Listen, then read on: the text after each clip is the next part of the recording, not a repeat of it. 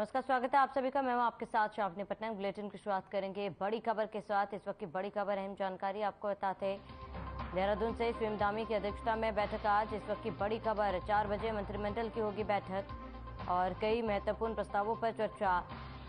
4 बजे मंत्रिमंडल की बैठक होगी, बड़ी जानकारी आपको बता दें। इस वक्त की बड़ी खबर, अहम जानकारी, इस वक्त की बड़ी खबर आपको बता रहे। देहरादून से सीएम धामी की अध्यक्षता में बैठक आज 4 बजे मंत्रिमंडल की होगी बैठक और कई महत्वपूर्ण प्रस्तावों पर चर्चा। बड़ी जानकारी आपको बता रहे, 4 बजे मंत्रिमंडल की होगी बैठक और कई अहम फैसलों पर लग सकती है मुहर। देहरादून से बड़ी खबर, सीएम धामी की अध्यक्षता में बैठक आज 4 बजे मंत्रिमंडल की होगी बैठक और कई महत्वपूर्ण प्रस्तावों पर चर्चा हो सकती है। 4 बजे मंत्रिमंडल की होगी बैठक।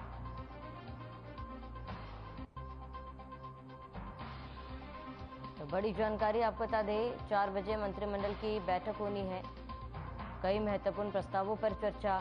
बड़ी जानकारी, 4 बजे मंत्रिमंडल की बैठक होगी, कई अहम फैसलों पर लग सकती है मुहर।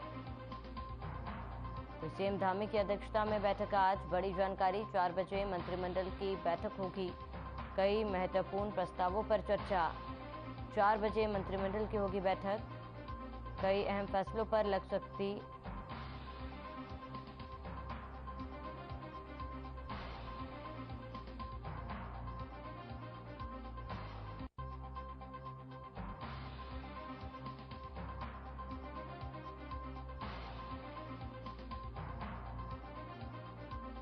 देहरादून से सीएम धामी की अध्यक्षता में बैठक आज। बड़ी खबर, 4 बजे मंत्रिमंडल की बैठक होगी और कई महत्वपूर्ण प्रस्तावों पर चर्चा हो सकती है। 4 बजे मंत्रिमंडल की होगी बैठक और कई अहम फैसलों पर मुहर लग सकती है। बड़ी जानकारी आपको बता दें, कई सीएम धामी की अध्यक्षता में बैठक आज। 4 बजे मंत्रिमंडल की होगी बैठक और कई महत्वपूर्ण प्रस्तावों पर चर्चा होगी।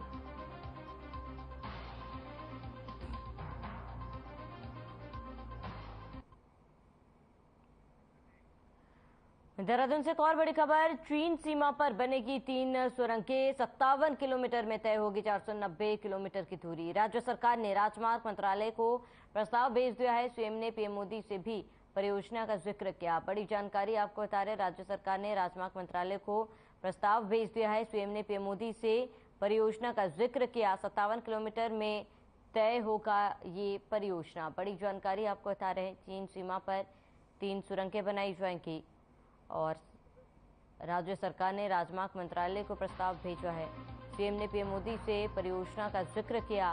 57 किलोमीटर में तय होगी 490 की ये परियोजना। बड़ी जानकारी,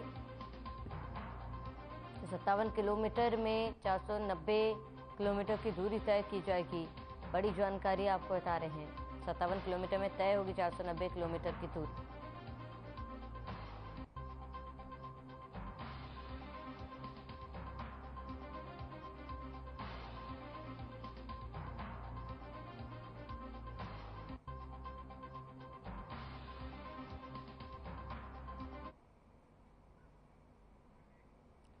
खबर देहरादून से, जहां पूर्व कांग्रेस प्रदेश अध्यक्ष गणेश गोदियाल को बड़ी जिम्मेदारी मिली। दरअसल गणेश गोदियाल स्क्रीनिंग कमेटी में सदस्य बनाए गए हैं। पार्टी ने राजस्थान के विधानसभा चुनाव में प्रत्याशी तय करने के लिए गठित स्क्रीनिंग कमेटी में नियुक्त किया है। वहीं कांग्रेस महासचिव केसी वेणुगोपाल द्वारा गठित 3 सदस्य कमेटी में गौरव गोगोई अध्यक्ष बनाए गए हैं। आपको बता दें कि गणेश गोदियाल के साथ ही अभिषेक दत्त को बनाया सदस्य।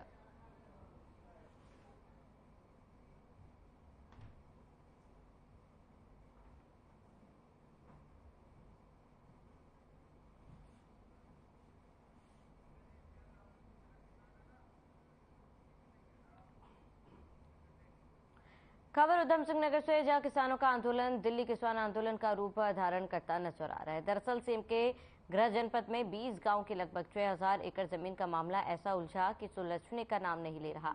आपको बता दें कि उधम सिंह नगर के विधानसभा बाजपुर की 5838 एकड़ 20 गांव की भूमि को बचाने की मुहिम की शुरुआत हो चुकी है। भूमि बचाओ मुहिम के समर्थन में कल 20 गांव की जमीनी मुद्दे से जुड़े लोग अनाज मंडी में एकत्र हुए, जहां कांग्रेस पार्टी के कार्यकर्ताओं ने भी भूमि बचाओ आंदोलन में अपने पार्टी समर्थकों के साथ दमखम दिखाया। जिसके बाद आज दूसरे दिन भी धरने पर सैकड़ों किसान डटे रहे। किसानों का साफ तौर पर कहना है कि जब तक उनकी मांगों को पूरा नहीं किया जाएगा तब तक वो अपने धरने से नहीं हटेंगे, चाहे इन्हें दिल्ली किसान आंदोलन जैसी स्थिति क्यों ना पैदा करनी पड़े।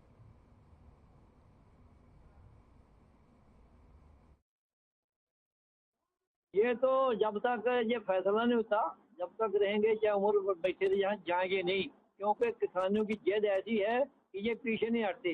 जब गाजीपुर बॉर्डर पे हम बगैर घर के, बगैर किसी चीज के 13 महीने रह के 14 महीने आए हैं, हम तो सब कुछ देख लिया है। आंधी भी देखी, बारिश भी देखी, गर्मी भी देखी, लू भी देखी, तो हटे नहीं है। यहाँ से कैसे हट जाएंगे? ये तो हम अपने घर पे बैठे हैं, ये बिल्डिंग बनी हुई है तहसील की, इसमें आराम से बैठे हैं। क्या कुछ मांगे हैं? मांगे हमारी यही है कि हमारा जो खितौनियों पे लिखा हुआ है इन्होंने गलत सलत, वो हटा दें, कहानी खत्म है।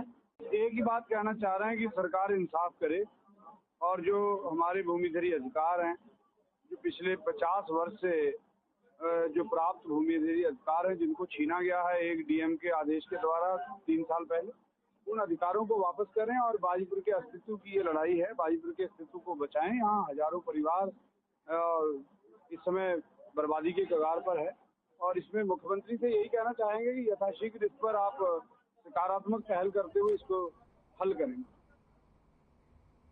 देहरादून से बड़ी जानकारी। सचिवालय की कार्यप्रणाली सवालों के घेरे में, 20 करोड़ के बीज घोटाले की फाइल गायब। 2 साल से सचिवालय से गायब घोटाले की फाइल, बीज घोटाले की फाइल सचिवालय से गायब है। रामविलास यादव के टेबल से फाइल गायब, जेल में बंद है अपर सचिव रामविलास यादव।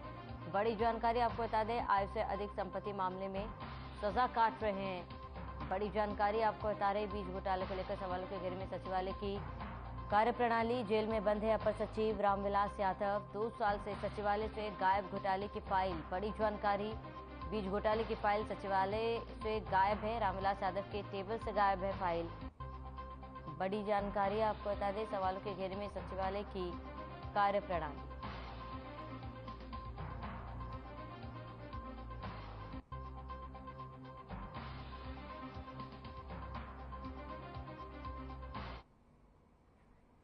खबर काशीपुर से है, जहां सरकारी तंत्र और जिम्मेदार जनप्रतिनिधियों की एक बड़ी लापरवाही देखी जा रही है, जिनकी लापरवाही के चलते कभी भी बड़ा हादसा हो सकता है।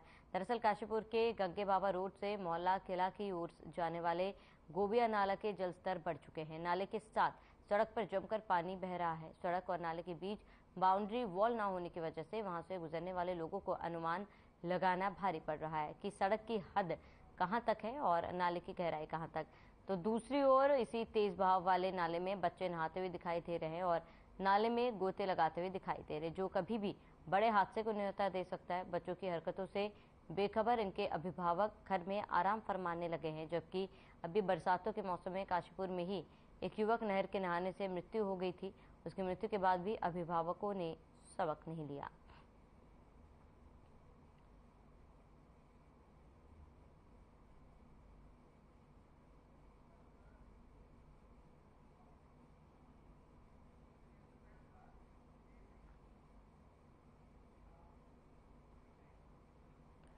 लक्सर कोतवाली क्षेत्र स्थित लोको बाजार चौकी अंतर्गत लोको कॉलोनी में एक व्यक्ति नग्न संदिग्ध अवस्था में पड़ा मिला। इसकी सूचना स्थानीय लोगों द्वारा अशोक कुमार वार्ड नंबर 6 के सभासद नगर पालिका लक्सर को दी गई, जिसके बाद अशोक कुमार ने मौके पर जाकर देखा तो एक व्यक्ति नग्न और संदिग्ध अवस्था में पड़ा था, जिसकी पहचान पवन कुमार निवासी लोको बाजार कॉलोनी के रूप में हुई है। वहीं अशोक कुमार सभासद द्वारा मृतक व्यक्ति पवन कुमार को उसके घर ले जाया गया, जिसके बाद उसे उपचार के लिए एम्बुलेंस के जरिए लक्सर सीएचसी सेंटर लक्सर ले जाया गया, जहां डॉक्टर द्वारा व्यक्ति को मृत घोषित कर दिया गया।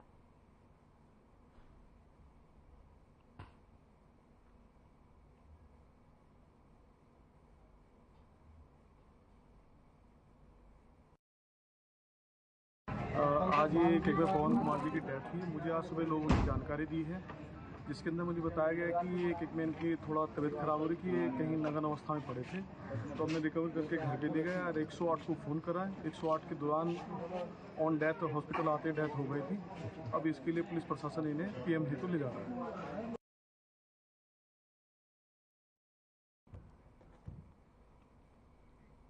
रामनगर के ग्राम टेड़ा के जंगल में मवेशियों के लिए घास लेने गई थी, जिसमें कुछ ही देर में वहां पार एक हाथी का झुंड आ गया। झुंड में से एक हाथी ने घास काट रही महिला पर हमला कर दिया। हाथी का हमला होते देख साथ कई महिला ने अपनी जान बचाकर घर हमले की सूचना दी।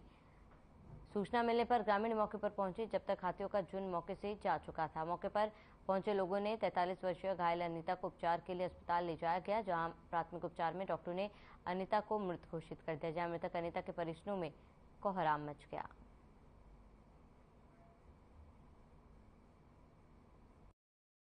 ये लेडीज वहाँ की केड़ा गांव की रहने वाली हैं।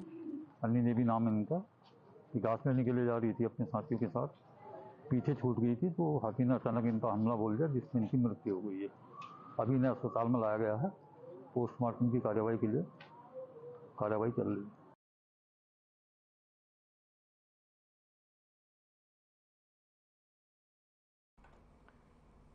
तो हाथी के हमले से एक महिला की मौत हो गई है, जहां परिजनों में महिला के मौत की खबर सुनते कोहराम मच गया। बता दें 43 वर्षीय महिला खेत में गई थी, जहां पर हाथी ने महिला पर हमला किया था। और रामनगर में जब हाथी ने महिला पर हमला किया तो लोगों ने उसकी जान बचाने की कोशिश की, हालांकि तब तक बहुत देर हो चुकी थी। घायल महिला को अस्पताल में भर्ती कराया गया था, जहां प्राथमिक उपचार के बाद डॉक्टरों ने महिला को मृत घोषित कर दिया। तो हाथी के हमले से एक महिला की मौत हुई है, परिजनों में कोहराम मच गया।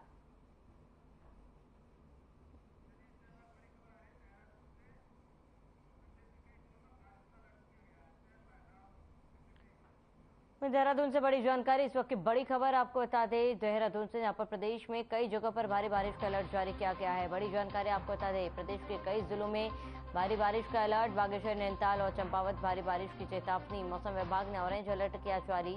बड़ी जानकारी, देहरादून, हरिद्वार, पौड़ी और उधम सिंह नगर में येलो अलर्ट, 12वीं तक के स्कूल और आंगनबाड़ी केंद्र। प्रदेश के कई जिलों में बारिश का अलर्ट, बागेश्वर, नैनीताल, चंपावत भारी बारिश, तीनों जिलों में प्रशासन द्वारा अलर्ट। 2 साल से सचिवालय से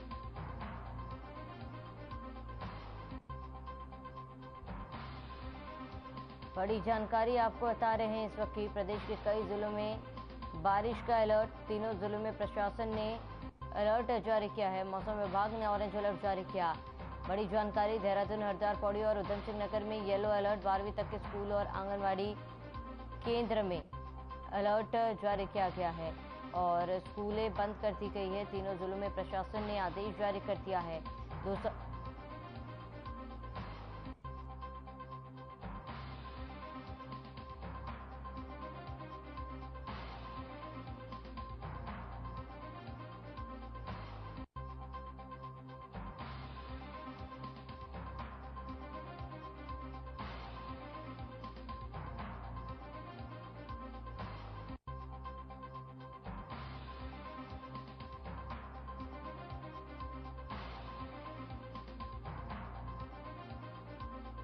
ऑरेंज अलर्ट जारी किया है।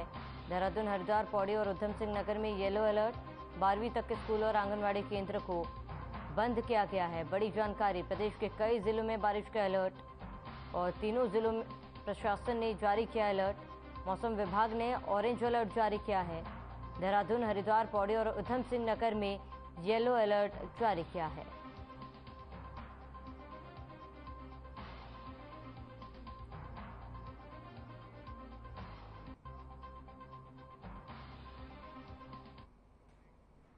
उत्तराखंड में एक बार फिर भारी बारिश का येलो अलर्ट के बाद देर रात से ही कुछ इलाकों में लगातार बारिश हो रही है, जिसके चलते लोगों का जीना मुहाल हो गया।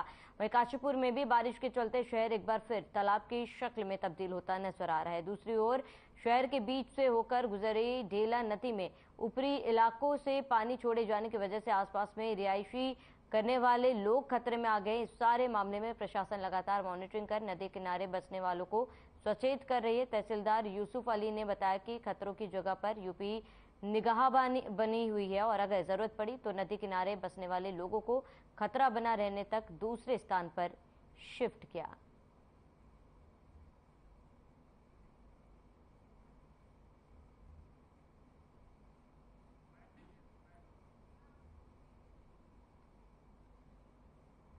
देखिए अभी रात बहुत तेज बरसात भी हुई है और पिछले दिनों बरसात काफ़ी हुई है। तो आज हिंदपुर इस्माइल जो हमारा राजस्व ग्राम है वहाँ भी देखा गया कि जो बाला नदी बहती है उसके किनारे हिंदपुर इस्माइल है तो पानी की बढ़ोतरी हो रही है। तो मेरे द्वारा और एसडीएम जसपुर द्वारा जो है सीधे निरीक्षण भी किया गया है और गाँव वासियों को सचेत भी किया गया है कि भी सचेत रहें, ज़्यादा पानी आने से जो है अंडरग्राउंड की तरफ आ जाए।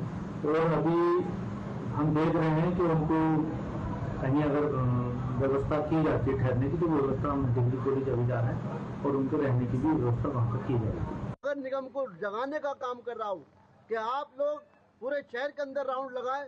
जिस तरीके से चौराहों पर कूड़ा दिखाई देता है उसकी पानी की निकासी नहीं हो पाती है, साफ सफाई पूरी तरीके से हो नहीं पाती है। 2 घंटे की 1 घंटे की बारिश में पूरे मोहल्लों के अंदर पानी भर जाता है। ये मोहल्ला थाना साहब मंसूरी मार्केट के अंदर आपने देखा दुकानदारों के सामने कितना कूड़ा और कचरा दिखाई देता है और कीचड़ दिखाई दे रही है।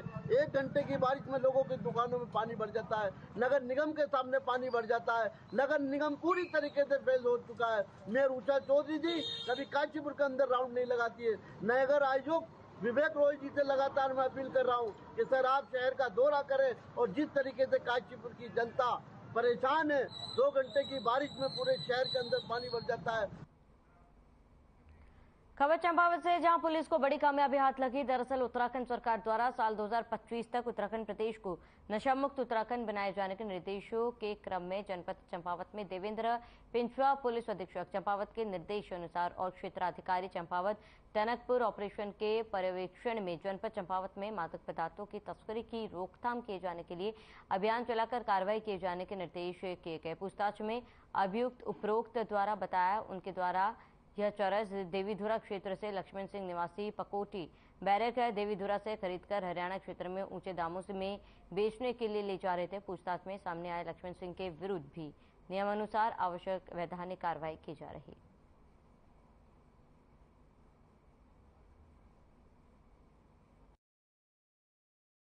जनपद चंपावत में नशे के विरुद्ध जो अभियान चल रहा है उसमें आज एक अच्छी सफलता मिली है, जिसमें 2 चरस तस्करों को पाटी थाने के द्वारा गिरफ्तार किया गया, जिनके कब्जे से लगभग 900 ग्राम से कुछ अधिक चरस बरामद की गई है। इसके अलावा 4 अलग अलग अभियुक्त स्मैक के साथ गिरफ्तार हुए, जिनमें लोहाघाट और बनबसा के दोनों शामिल है, जिनके कब्जे से हमने लगभग 14 ग्राम से भी अधिक स्मैक बरामद की है। इस तरह ये नशे के खिलाफ हमारा अभियान लगातार जारी है और भविष्य में भी जारी रहेगा। मैं आम जनता से भी अनुरोध करूंगा कि अगर कोई नशे का सौदागर आपके नज़र में है तो आप हमें पुलिस को संपर्क करके सूचना दें और उनका नाम भी हम गोपनीय रखेंगे तथा इनके खिलाफ कठोर से कठोर कार्रवाई भी करेंगे।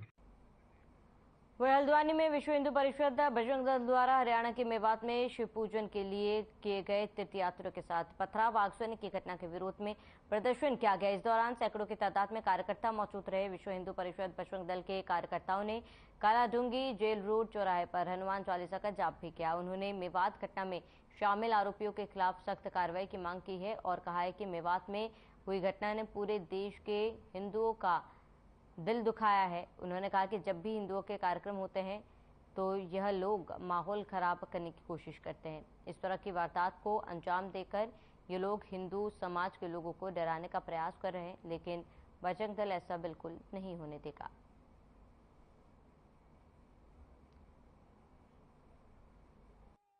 अपने 31 तारीख को हरियाणा के नूह में एक विश्व हिंदू परिषद का ब्रज यात्रा थी, जिसमें अपने प्रतिवर्ष कई वर्षों से अच्छी संख्या में 20 से 25 हज़ार लोग आकर वहां पर जलाभिषेक का कार्यक्रम रहता है। और उस नाते इस वर्ष भी 31 तारीख को वहां पर जलाभिषेक का कार्यक्रम था, जिसमें हमारे राष्ट्रीय महामंत्री अपने सुरेंद्र जैन भी उपस्थित थे। तो उस कार्यक्रम को जब जलाभिषेक का कार्यक्रम था, लगभग 1:30 बजे का समय था, तो उसी समय ठीक जिहादियों ने प्लानिंग करके उस मंदिर के अंदर गोलियों से और मोटार दागकर और पत्थरबाजी कर हमारे इस शोभा यात्रा को, जो अपनी यात्रा वहाँ पर जलाभिषेक का कार्यक्रम था, उसको खंडित करने का और अपने हिंदुओं में भय माहौल बनाने का कार्यक्रम किया। और जिसमें उसमें 2 होमगार्ड सहित अपने 5 लोग उसमें शहीद हुए हैं। नूह में जो इस्लामिक जिहादियों द्वारा 500 की भीड़ में आके जो हमारी हिंदुओं की जो शोभा यात्रा निकल रही थी, उसमें पथराव किए गए, तलवार से हमले किए गए और वहाँ आगजनी की गई। उसके विरोध में आज बजरंग दल विश्व हिंदू परिषद ने पूरे देश में देशव्यापी प्रदर्शन किया है। और इसी नियमित आज हम हल्द्वानी में भी हमने अपने विश्व हिंदू परिषद कार्यालय पे सारे बजरंगी एकत्रित होकर आज जेल रोड चौराहे पे हम इस्लामिक जिहाद का पुतला दहन करेंगे और इन जिहादियों को ये बता देना चाहेंगे कि इस तरीके की वारदात अगर इनने दोबारा करने का प्रयास किया तो इनको पूरे देश में बजरंग दल मुंह तोड़ जवाब देगा। और इन जिहादियों पे हम भारत सरकार से भी निवेदन करते हैं, इन जिहादियों को चुन चुनकर इन पे रासुका लगाई जाए, देशद्रोह का मुकदमा करा जाए, ताकि भविष्य में यह जिहादी ऐसा कृत्य करने से पहले घबराएं और सोचें। उधम सिंह नगर में किसानों का आंदोलन दिल्ली किसान आंदोलन का रूप धारण करता नजर आ रहा है, जो कि मुख्यमंत्री के जनपद में 20 गांव के लगभग 6000 एकड़ भूमि का मामला ऐसा उलझा सुलझने का नाम नहीं ले रहा। अब ये मामला दिन प्रतिदिन बड़ा रूप धारण करता नजर आ रहा है, जहां हजारों की संख्या में किसानों ने नगर में विशाल जुलूस निकाला और तहसील बाजपुर के परिसर में अनिश्चितकालीन धरने पर बैठ गए, जो कि आज धरने का दूसरा दिन है, जिसमें सैकड़ों किसानों ने हिस्सा लिया।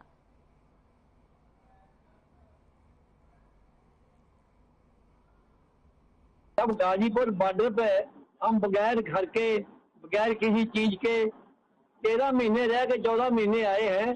हम तो सबको देख लिया है, आंधी भी देखी, बारिश भी देखी, गर्मी भी देखी, लू भी देखी, तो हटे नहीं है। यहाँ से कैसे हट जाएंगे? ये तो हम अपने घर पे बैठे हैं, ये बिल्डिंग बनी हुई है तहसील की, इसमें आराम से बैठे हैं। क्या कुछ मांगे हैं? मांगे हमारी यही है कि हमारा जो खितौनियों पे लिखा हुआ है इन्होंने गलत सलत वो हटा दें, कहानी खत्म है। कल वो आए थे एसडीएम साहब और वो केडीएम साहब दोनों आए थे, तो उन्होंने कहा था कि हम आ जाए किसानों के बीच में, हम भी किसान हैं, आपके बीच में बैठे काम बन गया, मैंने काम आइए आप। वो आ गए, उन्होंने कहा कि अपनी वो जो हमारा है वो मांग पत्र दे दो, हम डीएम साहब से बात करेंगे, वो आपको बुला लेंगे। हमने कहा भी हमें 2 दिन का टाइम दे दो, हम वकीलों से मशवरा करेंगे, उसके बाद जो अपना ज्ञापन बनाएंगे आप, उसके बाद हम आएंगे, फिर देखें क्या करते हैं। वो एक ही बात कहना चाह रहे हैं कि सरकार इंसाफ करे और जो हमारे भूमिधरी अधिकार हैं, जो पिछले 50 वर्ष से जो प्राप्त भूमिधरी अधिकार हैं जिनको छीना गया है एक डीएम के आदेश के द्वारा 3 साल पहले, उन अधिकारों को वापस करें और बाजीपुर के अस्तित्व की ये लड़ाई है, बाजीपुर के अस्तित्व को बचाएं। यहाँ हजारों परिवार इस समय बर्बादी के कगार पर है और इसमें मुख्यमंत्री से यही कहना चाहेंगे कि यथाशीघ्र इस पर आप सकारात्मक पहल करते हुए इसको हल करें। चलिए, इसी के साथ इस बुलेटिन में फिलहाल में इतना ही। देश दुनिया की तमाम बड़ी खबर के लिए बने रहे हमारे साथ।